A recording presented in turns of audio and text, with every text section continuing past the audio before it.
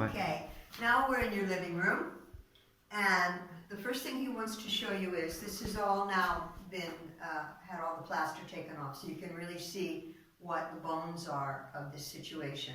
The neighbor told Nick that this was all one house at one time. His house and your house were one, which is very common here. And that explains the situation. Here is where that canfamaria comes down, and his fireplace is on the other side of this. This is a modern brick wall that was installed when the two houses were separated. So your property, as far as we can tell, is this thickness of brick.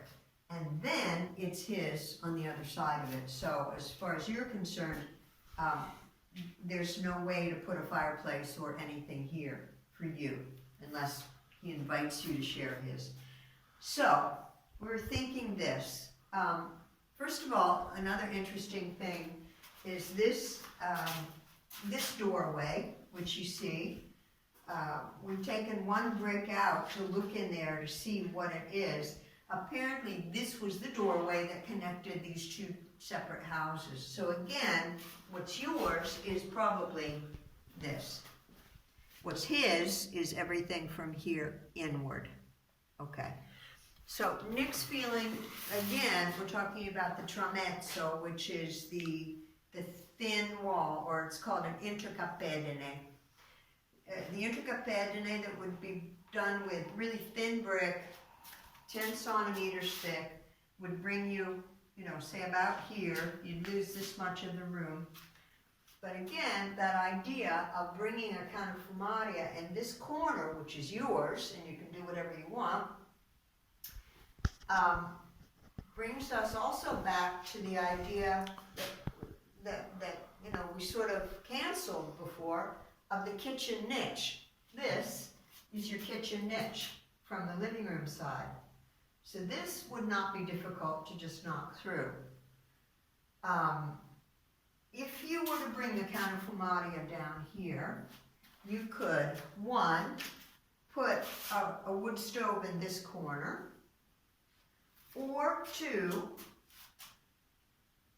put a wood stove in the middle here. Take this out, put a stove, or we were even thinking, what about the idea that Alessandra showed you of those two fireplaces, the fireplace that connects two rooms where they have a glass front on either side. You could do that here, so you'd have an open fire in the kitchen and an open fire on here. Two ideas.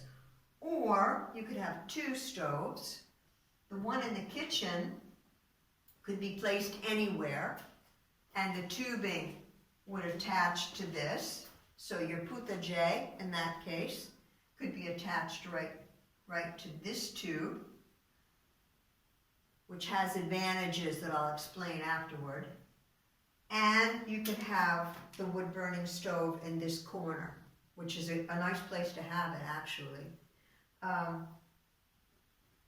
So I think that's everything he wants to tell you about here. Now we're going to go in the kitchen and look at the niche from the other side and look at that situation.